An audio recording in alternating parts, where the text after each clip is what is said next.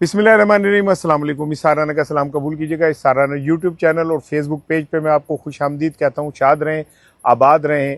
आप कुछ माहौल आपको ज़रा डिफरेंट सा लग रहा होगा कि ये कौन सी जगह आ गई है, केड़ा स्टूडियो है जिसे लोग की फिरंडे ने और सारा कुछ हो रहा है। तो भाई मैं इस वक्त इस्लामाबाद से वापस आ रहा हूँ और सुबह का वक्त आ गया है और मैंने कहा कि इससे पहले कि मेरी आंखें नींद से बंद हो जाएं और मैं आपसे ये बात ना कर सकूं, क्योंकि जो आप मैं चीज़ आपसे शेयर करने जा रहा हूँ ये समझिए एक अमानत है और ये अमानत मैं एज इट इज़ आप तक पहुँचा रहा हूँ। इसमें मैं कहीं अपने जज्बात, अपनी फीलिंग नहीं, जो अमानत है, कहते हैं ना अमानत में ख़यानत नहीं होनी चाहिए, मैं ख़यानत नहीं कर रहा, मैं अमानत आप तक पहुँचाने जा रहा हूँ। और इसमें जो आपकी राय हो वो राय हो, लेकिन मैं तो आपको मीनोन एक चीज़ आप तक पहुँचाने जा रहा हूँ। इस्लामाबाद में आया हूँ मैं, पिछले 24 घंटे से ट्रैवलिंग में हूँ और मेरा ख्याल है कि मुझे अब मेरे असाब आहिस्ता आहिस्ता आहिस्ता आहिस्ता थोड़े कशीदा होते जा रहे हैं। लेकिन इस मौके पे जब ये रात ढल रही है और दिन निकल रहा है, मेरी अल्लाह ताला से ये आपके लिए दुआ है कि जैसे ये अंधेरा छट रहा है वैसे ही आपकी ज़िंदगी के अंदर जो मसाइब मुश्किलात हैं उनके अंधेरे जो है ना वो छट जाएँ, और जैसे ये रोशनी निकल रही है, सूरज निकल रहा है, ऐसे ही आपके लिए सेहत, कामरानी और शादमानी और ढेरों आसूदगी का जो सूरज है वो तलू हो और वो हमेशा आपके अंदर रोशनी देता रहे। अल्लाह ताला अपनी रहमत आपके साथ रखे। अमानत क्या है? अमानत ये कि मैंने 3 दिन पहले, 2 दिन पहले, जिस दिन ये ऐलान हुआ कि 27 सितंबर को जलसा होगा, मैंने बड़े गुस्से में एक व्लॉग किया और उसमें मैंने कुछ 4, 5, 6 सवाल पूछे। सवाल नंबर 1 ये था कि आपने अलीमा खानम की मेहनत सारी ज़ाया कर दी। ये वक्त था कि आप आज ऐलान करते 14 अगस्त के ऊपर मार्च का, तो लोग सारे तैयार थे, सारा कुछ तैयार हो चुका था। अलीमा खानम ने भी इस पर नापसंदीदगी का इज़हार किया है। आपने 27 की डेट दे के कौम को लाल बत्ती के पीछे लगा दिया है। आप इश्क इमरान के ऐलान करके आए थे और फिर इक़्तिदार की भूल भुलैयों में गुम हो गए। आपके लिए ये कहा जा रहा है कि आप टोटली कंप्रोमाइज़ हो चुके हैं। आपके लिए ये कहा जा रहा है कि आप इमरान खान की रिहाई के लिए संजीदा नहीं है। उन्होंने मुझे, जब मैंने ये वीलॉग किया तो फिर मुझे किसी ने राब्ता किया केपी से और उन्होंने कहा कि जी इन सवालों के जवाब अगर सुहेल आफरीदी साहब आपको खुद दे दें तो कैसा रहे। मैंने कहा जी ठीक है, मैं जो वो मुझे जवाब देंगे मैं एज इट इज़ लोगों को पहुँचा दूंगा। ये मेरे पे आप समझ लें कि एक अमानत होगी। सो मैं फिर ट्रैवल करके पहुँचा केपी इस्लामाबाद, और इस्लामाबाद में मेरी सुहेल आफरीदी साहब से 1 घंटे की मुलाकात हुई। इससे पहले आज सारा दिन मुझे इतलात ये मिली है कि वहाँ पे उनसे सहाफ़ी आके मिलते रहे और वो 27 सितंबर के हवाले से पूरी तैयारी और एक्सरसाइज कर रहे हैं। मैंने ये नहीं कह रहा कि वो क्या कर रहे हैं या क्या नहीं कर रहे, मैं आपको एग्जैक्ट सिचुएशन बता रहा हूँ कि मेरे उनसे मिलने से पहले जियो के हामिद मीर साहब उनका इंटरव्यू करके गए। मुझे नहीं पता कि वो चला है या नहीं चला, लेकिन इतलात यही है कि हामिद मीर साहब पे ये प्रेशर था कि अब ये इंटरव्यू आप ना करें। बल्कि वहाँ पे मुझे किसी मिनिस्टर ने कहा कि जी अगर इस्टेब्लिशमेंट के साथ सुहेल आफरीदी मिल गए हैं तो फिर ये प्रेशर क्यों किया जा रहा है कि जनाब ये इंटरव्यू ना चले। मैंने कहा जी मुझे नहीं पता। एनीवे, जब मेरी मुलाकात हुई तो मैंने पहले सवाल किया, मैंने कहा जी मेरे जो सवाल हैं आपने मुझे कहा कि मैं उनके जवाब देना चाहता हूँ। तो मेरा पहला सवाल ये है कि जब सारा मामला तैयार था और अलीमा खानम ने अब केपी के अंदर एक लोगों के अंदर जोश पैदा कर दिया था और एक तहरीक जो थी वो बन गई थी, तो फिर आपने 27 सितंबर का कह के उस तहरीक का सारे का बेड़ा गर्क कर दिया। आपने कौम को लाल बत्ती के पीछे लगा दिया। सुहेल आफरीदी का कहना यह था कि अगर मैं इश्क इमरान में या इमरान खान से दगा करूं तो अल्लाह ताला मुझे माफ़ ना करे, क़यामत के रोज़ मुझे माफ़ी ना दे। मैं अगर इमरान खान से वफ़ा ना निभाऊं तो अल्लाह मुझे एक दर्दनाक जो है ना मौत दे। उन्होंने कहा कि बात यह कि क्या खाली केपी ने ही इमरान खान के लिए निकलना है या बाकी सूबों ने भी निकलना है, और अगर केपी ने ही निकलना है और वो उसके बाद कहीं मोटरवे पे या कहीं जाके तसादुम के बाद वो वापस हो जाएंगे तो वो एफर्ट जो इमरान खान के लिए की जा सकती है पर भरपूर तरीके से वो तो नहीं होगी। तो हमने टाइम इसलिए लिया है कि हम पंजाब को भी तैयार करें, केपी को भी तैयार करें, इमरान खान के लिए सब निकलें जब निकलना हो तो। और हमने टाइम इसलिए लिया कि इस बार हम पूरी तैयारी से आएंगे। और इस बार वापसी का कोई गुंजाइश नहीं है। अच्छा, इस मौके पे सुहेल अफरीदी ज़रा जज्बाती हुए और उन्होंने को 3 दफ़ा एक जुमला दोहराया कि मैंने कश्तियाँ जला दी हैं, मैंने कश्तियाँ जला दी हैं, मैंने कश्तियाँ जला दी हैं। अच्छा, आप ये ना समझिएगा कि मैं उनके जज्बात की रो में बैठ गया हूँ और मैं उनकी को वो कर रहा हूँ। मैं एज इट इज़ जो बात जैसे हुई है मैं आप तक पहुँचा रहा हूँ। मैंने कहा दूसरा सवाल आपके साथ ये है कि अलीमा खानम ने आपके इस ऐलान को पसंद नहीं किया और उन्होंने कहा कि अब इमरान खान 2 महीने इंतज़ार करे। तो उस पर सुहेल अफरीदी ने कहा कि देखें, हम इस बार एक फ़ाइनल और आखिरी एफर्ट करने जा रहे हैं और इस बार ऐसा नहीं होगा कि हम लुट पिट के और ज़ख्मी और हम वापस आ जाएं। इस बार इस तरह नहीं होगा। यही वजह है कि हम अपनी पूरी तैयारी, पूरी प्लानिंग से जा रहे हैं और हम ये चाहते हैं कि खाली केपी नहीं, पंजाब, सिंध, बलूचिस्तान ये भी इस तहरीक का हिस्सा बने और अवाम तहरीक का हिस्सा बने, कारकुन ही ना बने, अवाम को भी मोबिलाइज किया जाए। इसीलिए अब ये उन्होंने मुझे निकाला, लेकिन मुझे उनकी बातों से ऐसा लग रहा है कि सुहेल अफरीदी पंजाब आने लगे। ये मुझे उनकी बातों से फील हुआ है कि वो शायद पंजाब की तरफ अब आने लगे हैं और वो 10 दिन 15 दिन पंजाब में और 10-15 दिन के सिंध में लगा के और एक मोमेंटम जो है जो केपी में तैयार है वो पंजाब और सिंध के अंदर भी करना चाह रहे हैं। जो मैंने फील किया मैं आपको वो बता रहा हूँ। मैंने कहा जी आपकी इस बात से तो अलीमा खानम भी खुश नहीं है।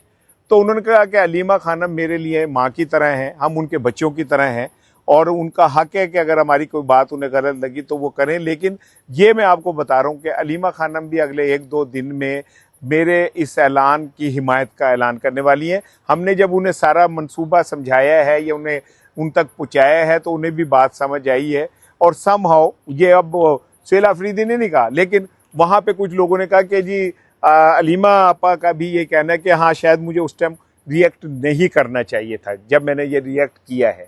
लेकिन वो कहते हैं कि अलीमा आपा मुकम्मल तौर पे लूप में होंगी, हो सकता है कि वही क़यादत करें, हम उनके पीछे खड़े हों क्योंकि हम उन्हें माँ का दर्जा देते हैं और वो हमें अपने बेटा कहती हैं।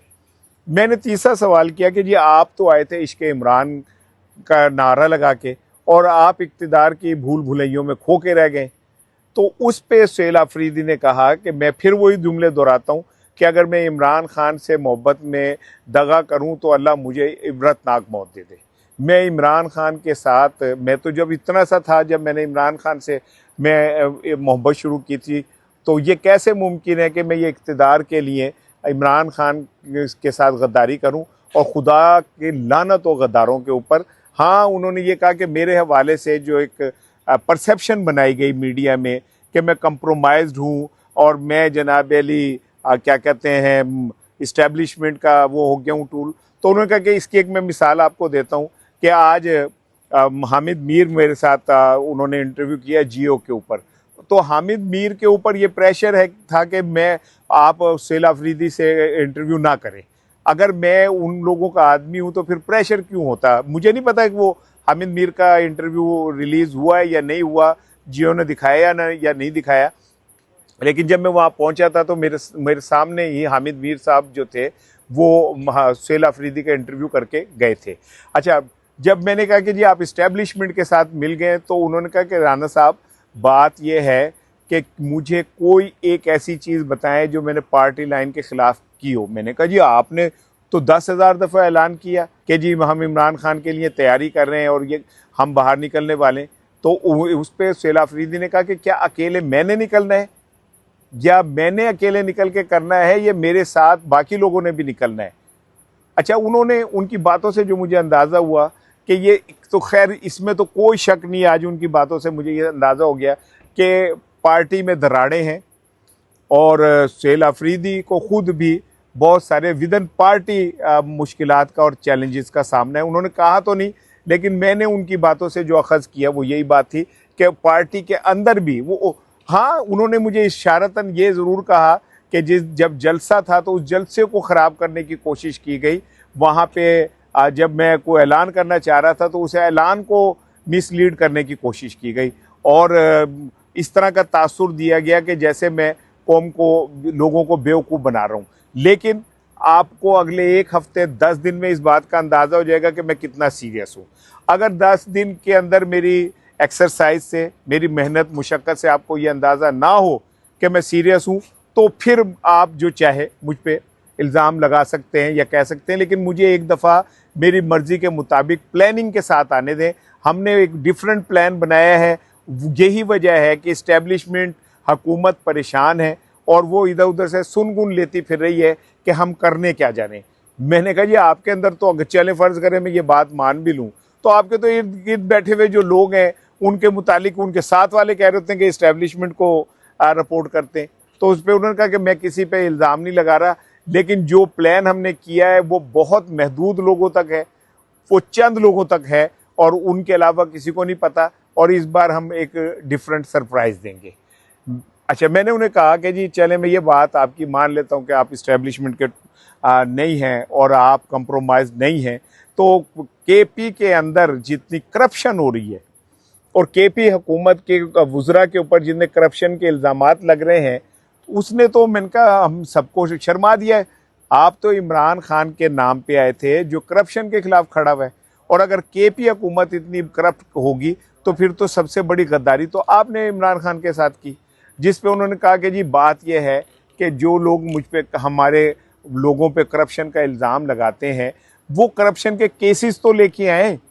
खाली हवाओं में बात करने से तो करप्शन साबित नहीं होती। उन्होंने कहा हमें इमरान खान का इतना डर है, अलीमा खानम का इतना डर है कि ये जो हमारे फॉरेस्ट है इसमें कई टन लकड़ी जो है वो कटी हुई ज़ाया हो रही है, लेकिन हम उसे इसलिए नहीं बेच रहे कि कोई स्कैंडल ना बन जाए।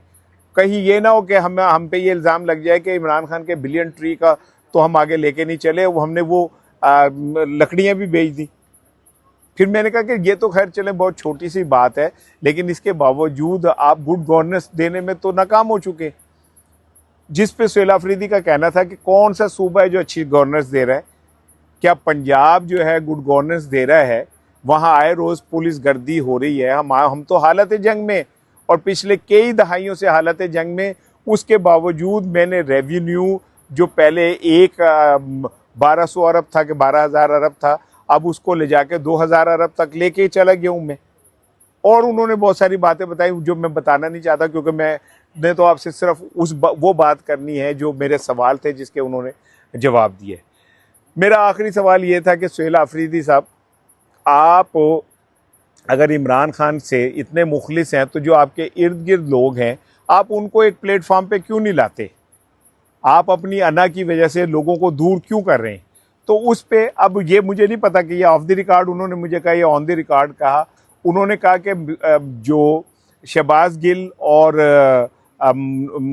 वज़ीर इत्तलात शफ़ी जान के दरमियान जो कुछ चल रहा था, मैंने शफ़ी जान को सख्ती से मना कर दिया है कि अब आपने शहबाज गिल साहब के हवाले से कोई बात नहीं करनी, कोई कंट्रोवर्सी नहीं पैदा करनी, क्योंकि मेरी इत्तलात ये हैं कि जूँ 27 सितंबर करीब आएगी, हमारे पार्टी के अंदर कंट्रोवर्सीज़, मुझे कंट्रोवर्शियल बनाने की पूरी कोशिश होगी। लेकिन मैंने इन सब को ये कह दिया है कि आपने कोई कंट्रोवर्सी पैदा नहीं करनी। मैंने कहा कि जी जिन लोगों से आपके इख्तिलाफात हैं और वो आपसे दूर हो गए, अगर आप इमरान खान से इतने मुखलिस हैं तो उन्हें मनाते क्यों नहीं? तो उन्होंने कहा कि जी मैं किसी के दरवाजे पे भी जाने को तैयार हूँ, जो नाराज़ है मैं इमरान खान के लिए किसी दरवाजे पे भी जाके दस्तक देने को तैयार हूँ। मेरी कोई अना नहीं है, और आने वाले चंद दिनों में आप देखेंगे कि हम बहुत सारे जो नाराज़ लोग हैं उन्हें अपने साथ मिलाएंगे। किसी के साथ को गलत फहमी है तो हम अपने साथ मिलाएंगे। हम अपनी पूरी कोशिश कर रहे हैं। सुहेल अफरीदी के साथ जो गुफ्तगू हुई मैंने भाई आपको सुना दी, एज़ इट इज़ सुना दी। जो उन्होंने कहा मैंने मिनो अन आप तक पहुँचा दी। एक हो सकता है मेरे हाफजे में कोई बात भूल जाए, मेरे हाफजे में कोई बात रह जाए, तो उसका मैं कह नहीं सकता, लेकिन मैं कोशिश कर रहा हूँ कि मैं आपको एज़ इट इज़ एग्जैक्टली वो बात बताऊँ जो मेरी उनके साथ हुई है। इसके बाद मैंने उनसे इजाज़त ली खाने की। उन्होंने कहा, तो मैंने उन्हें कहा कि भाई मैं थोड़ा नमक खा ला, फिर या नमक हरामी करांगा या नमक हलाली करूँगा, तो मैं इस मूड में ही नहीं हूँ। और उन्होंने कहा जी पख्तूनों की बड़ी वो होती है मेहमान नवाजी का, तो ये तो नहीं हो सकता। मैंने कहा जनाब आपकी बड़ी मेहरबानी है, मैंने वापसी का सफ़र करना है। लाहौर से भी बहुत सारे सहाफ़ी आए हुए थे, उन्होंने भी सुहेल अफरीदी से मुलाकात की, कुछ सहाफ़ियों ने सुबह उनसे मुलाकात करनी है। मेरा ख्याल है 27 सितंबर के हवाले से सुहेल अफरीदी के जहन में एक वाज़े मंसूबा है, जिसमें तीन चीज़ें जो मुझे नज़र आई। एक तो ये कि सुहेल अफरीदी ने अगले 10 दिनों में अपने किरदार से ये साबित करना है कि उनके हवाले से जो परसेप्शन बन रही है कि वो कंप्रोमाइज़्ड हैं और वो क्या कहते हैं, इश्क़ इमरान को भूल के इक़्तिदार के मज़े में चले गए, उसे ख़त्म करना है। अलीमा खानम साहिबा जो हैं उनको ऑन बोर्ड लेना है, उनको बोर्ड लेके जो लोग नाराज़ हैं उनको ऑन बोर्ड लेना है। और उसके बाद पंजाब का दौरा करना है। पंजाब का दौरा करके यहाँ से उसे तंजीमी तौर पे ऐसे खड़ा करना है कि वहाँ से केपी आए तो यहाँ से पंजाब भी आए।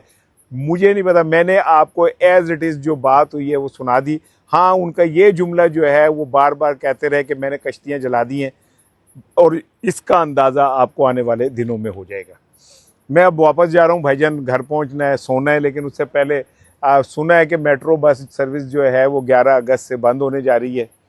ये होते हैं बग़ैर मनसूबा बंदी के किए हुए काम। आपने कौम के खरबों रुपए खर्च दिए अपने इस काम के लिए कि आपकी बल्ले बल्ले हो जाए और आपके नाम से, मेट्रो बस के नाम पे कोई बड़ा तूफ़ान आ जाए। आप कहेंगे देखें पंजाब में हमने क्या कर दिया है। यकीन करें कि मैं जीटी रोड से इस्लामाबाद गया हूँ, 1.5 घंटा मेरी ज़िंदगी का अजाब तरीन दिन था। मुझे ऐसा लग रहा था कि मेरे एक एक जोड़ जो है वो टूट जाएगा। कामों की से लेके और आगे तक सारी सड़क टूटी हुई थी। अच्छा, मैंने पूछा जी भाई ये कब से शुरू हुआ है, तो उन्होंने बताया जी मार्च से शुरू हुआ है। मैं कहा कब ख़त्म होगा, तो बंदे ने हंस के कहा कि हो सकता है मार्च अगले तक ख़त्म हो जाए, और केड़े मार्च मैनू नहीं पता।